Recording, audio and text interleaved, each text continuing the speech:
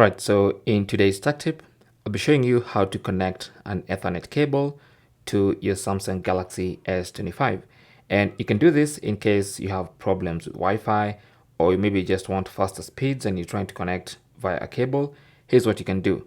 Now, of course, you're gonna need an Ethernet to Type-C adapter, and there are plenty of adapters. You can have dedicated Ethernet to Type-C adapters, or you can have some adapters like this, which are multifunctional.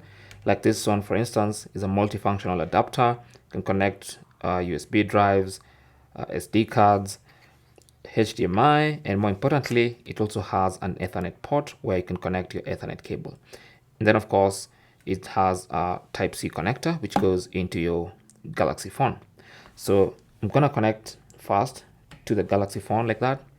And then now I'll take my Ethernet cable, which is connected to a router on the other end. And then I'll have it connect to the adapter like that. So I'm basically connecting the Ethernet cable to my phone via an adapter. Now you can see there's an active connection because of that light that's blinking there. That indicates that it's connected. Now you don't need to do anything. In fact, let's test it out.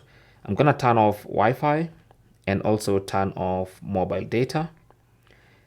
So that means if we have internet, it can only be from the cable. Okay, so let's try and open a YouTube video. Let's go to YouTube and open any YouTube video. Let's open this one, for instance, and it opens, and as you can see, it's playing, and we have YouTube playing, and I can open another video. Basically, we have internet connection via an Ethernet cable. Okay, thanks for watching. Don't forget to like and subscribe. And if you have any comments or questions, talk to us in the comment section.